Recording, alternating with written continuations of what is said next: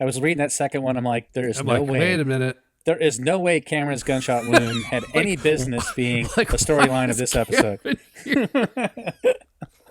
What did I miss? I didn't even go to the restroom during this.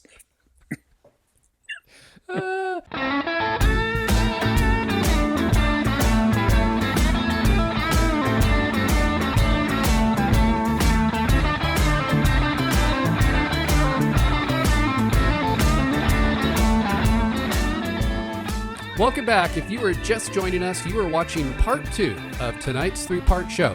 We just finished part 1 where we both did a tasting of Bernheim's original Kentucky straight wheat whiskey.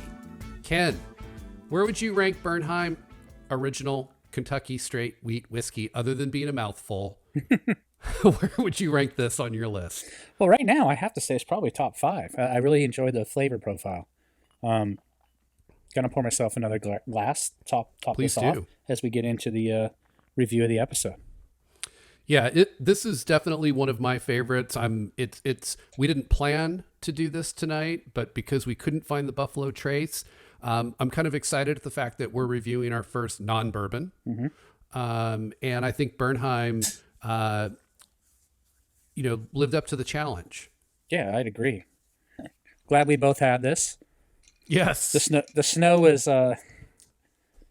it's subsided a little bit, but I was worried that I was not going to be able to get out to have enough beverage for the show tonight. So it all worked out. Good. So let's get into this. All right. So before we jump into tonight's episode of Sons, I want to remind everyone, please like and subscribe.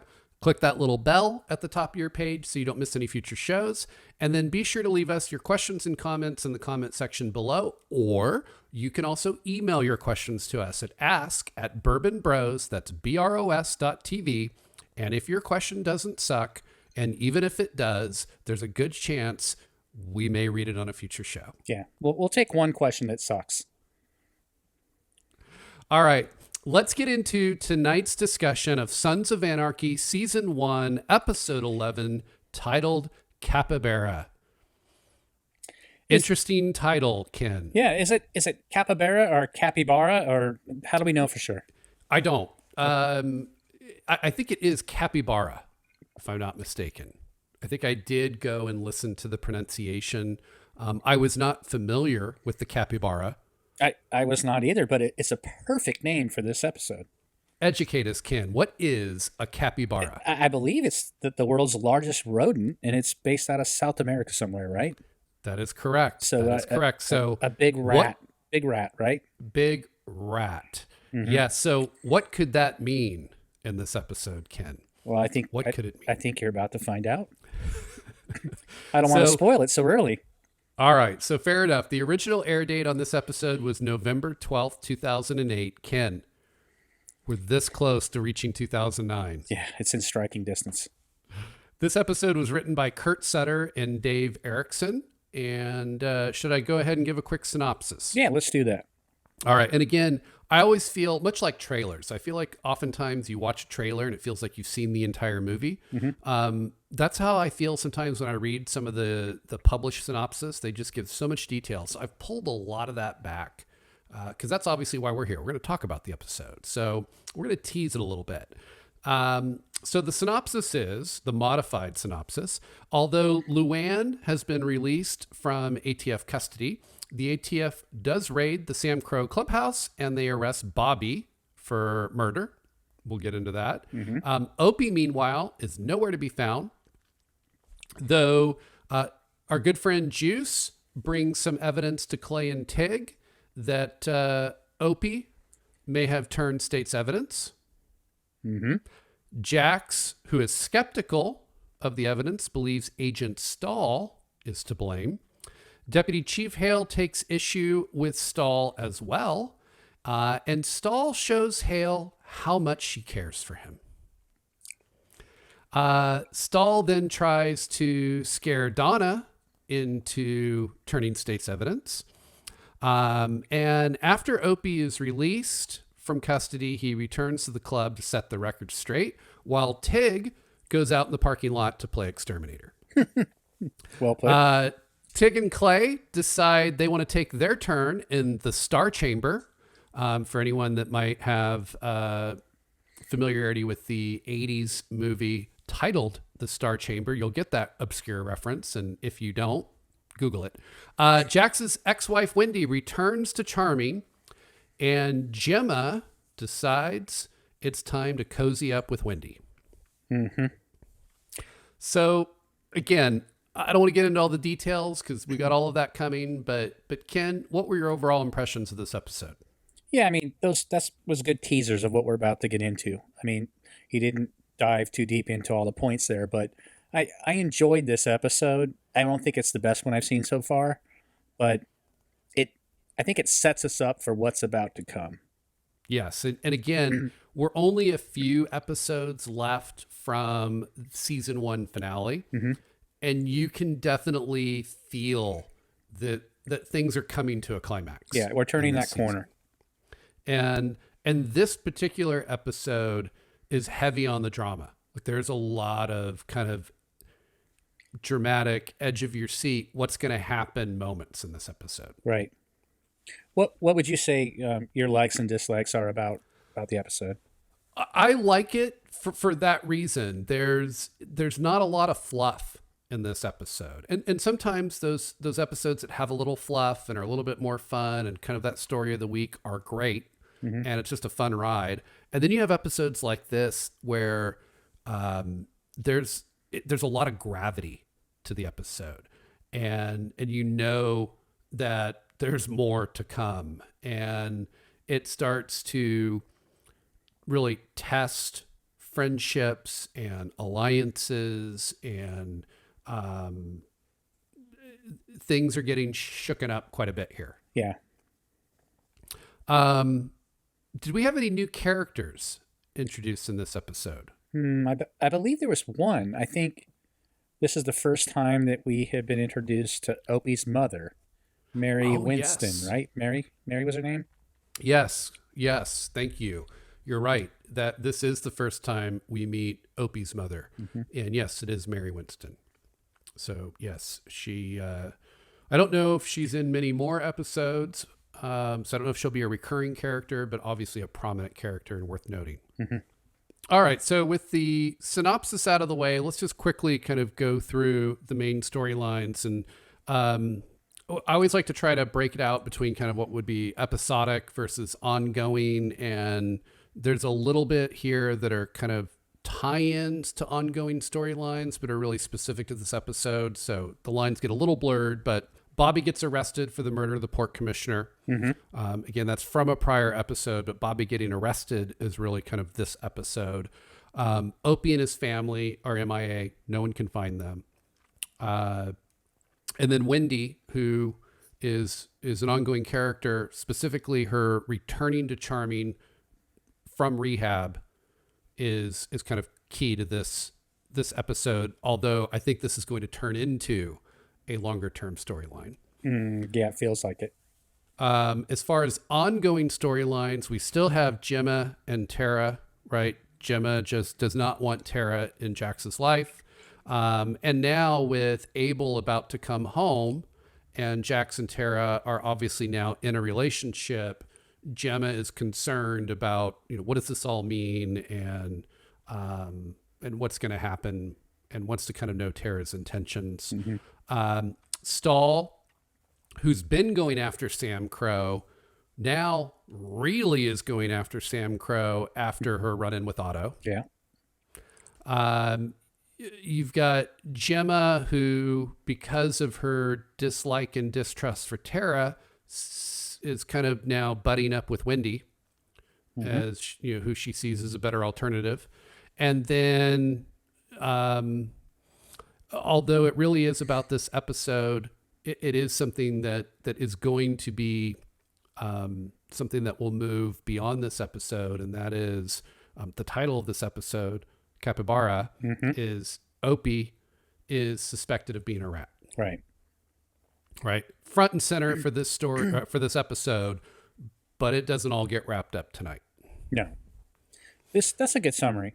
That's a good summary of the storylines. I can't think of anything additional that was going on that we need to cover. All right. So then let's just jump right into some of our favorite moments of the episode. Okay. I normally let you kick it off, but I'm so excited to jump into this. I'm just going to hog the mic and keep going here. I want to start things off with the cold open. Okay. This has been an ongoing theme with the show, and that is, Kurt Sutter as the showrunner does such a brilliant job of creating an opening that you get so much of what's happening across different aspects that just sucks you in, and you now want to know what's going to happen in the rest of the episode. And this one's no different, right? It starts off at the clubhouse. Clay finds out that Luann's been released, finds out that Otto basically smashed in Stahl's face. They're not big fans of Stahl, so this is met with a lot of cheer from the club. Then you've got the cops busting in. Bobby gets arrested. Gemma mouths off to Stahl. Stahl, in turn, gives her a pretty nice kick in the gut. And that leads into church. Right. Right. So we'll get into church in a minute, but like, I love the opening where it starts with this feeling that like the ATF issues they've been having are behind them. Luann's been released, like everybody's good. And then on a dime, it changes. Okay. That's why I love Clay, cops.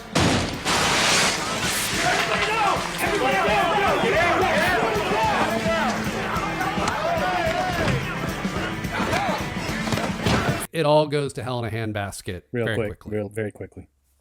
I actually had to go back and watch it twice because there's just so much happening so quickly in that opening. I wanted to make sure I caught it all. Is it Tig that is really, he's very excited about what Otto did, right, to Stahl? Oh, yeah. Yes. Luann's in the clear. Otto, not so much. Why, what happened? He shattered Stahl's face. Oh, I love that man. Very happy with that news.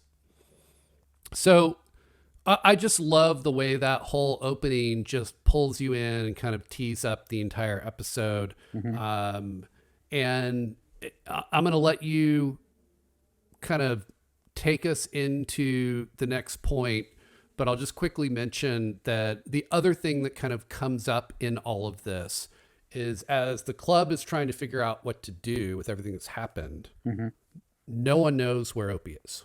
Right. He's missing. That's right. And obviously that's going to be a key theme through this episode. So that was me. That was mine. I wanted to kick things off with the cold open. I'll now hand the baton over to you.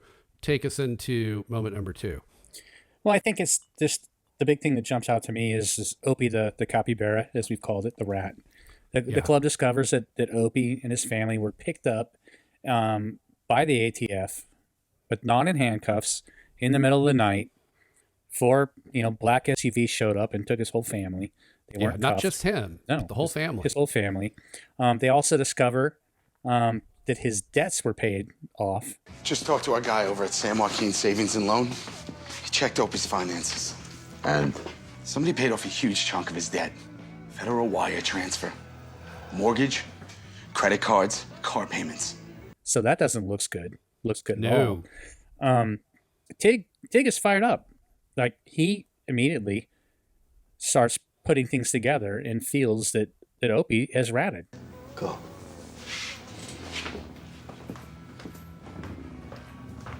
Opie sold us out. Or ATF wants us to think he did. Now he's missing now. Bobby's been arrested.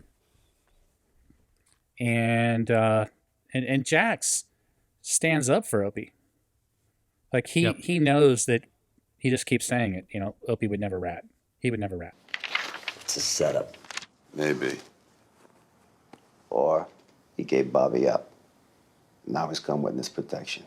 Ope's not a rat. He did 5 years for this club. Maybe he doesn't want to do 25 more. But Clay brought up the possibility, if you remember, kind of preparing Jax. Hey, you need to prepare yourself for the fact if he really did. And do you remember what Jax said? What his I response do. was? Yes. And so just real quickly, let's just back up a little bit because it kind of, you have church, right? Where everyone's sitting around the table and everybody's wondering where Opie is. Then it's Tig, Clay, and Jax, just the three of them. And that's where Tig insinuates that this doesn't look good. And it implies that Opie's a rat, which Jax takes offense to. Right. And then Tig leaves. Yeah, and it's then just the two of them. It's just the two of them. It's just Clay and Jax. That is when they have their discussion. Yes. And Clay, tries to level set with Jax, saying, hey, I hear you, but you need to prepare yourself for the fact that if this is real. And Jax says, We gotta prepare ourselves for a truth we may not like. He'd never sell out the club. And what if he did?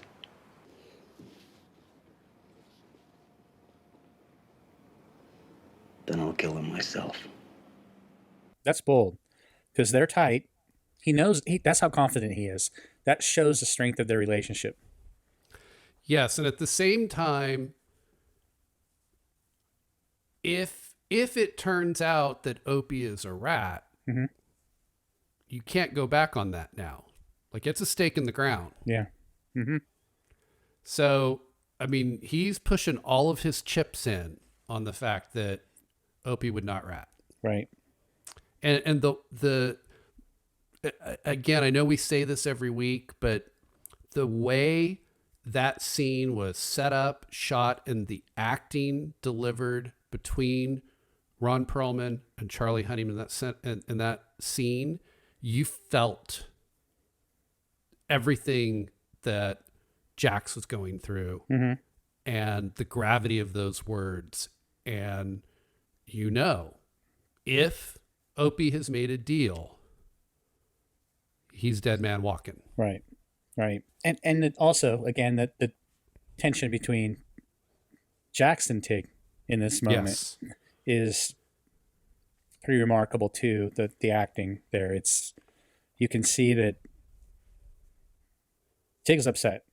So moving on, let's your next point. What do you think? Well, I think Wendy returning to Charming after rehab, particularly with the way that the relationship with Jax and Wendy has continued to evolve, this is obviously upsetting the apple cart, so to speak. Yeah, it adds some complexity on one hand.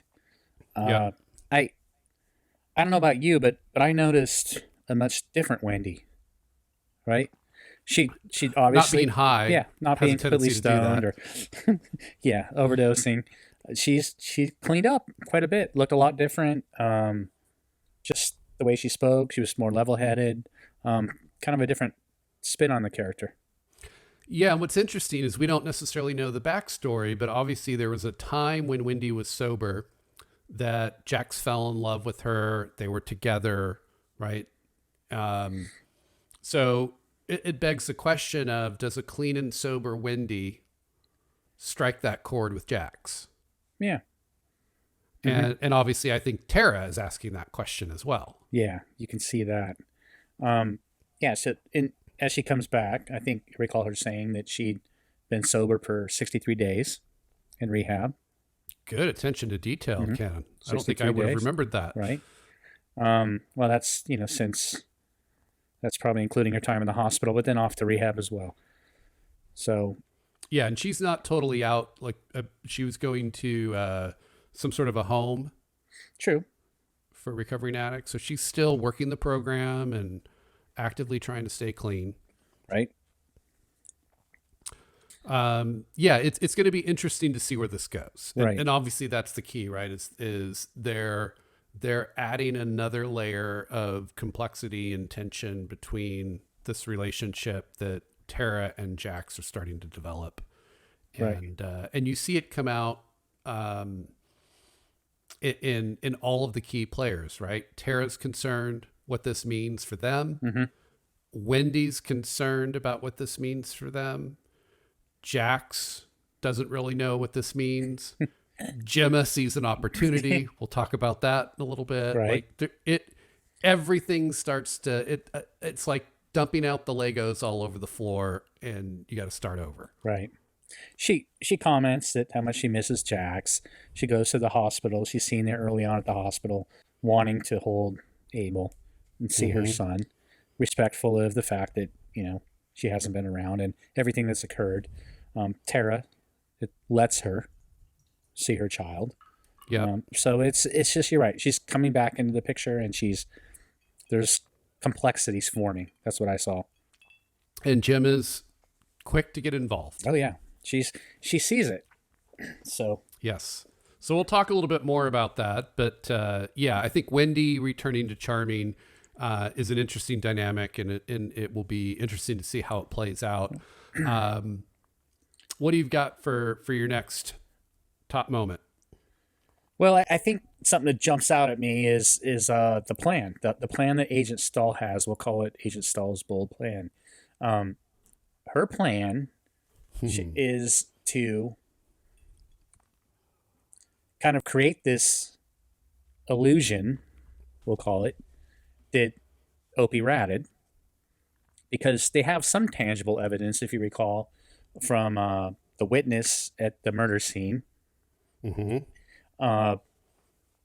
She devises this plan to try and make it look like Opie is ratting. So the money transfers going into his account. Okay. Yep. She detains Unser because He'd tell the club, Yeah, right? Like he'd he'd tell tell the the club what she's doing. So what does she do? she throws him behind bars. She takes him out of the way. What are you doing in here, man? Stahl's detaining me for questioning. Jesus Christ. To the club, the optics are bad. Oh, very bad. Very bad. Very, very, very bad.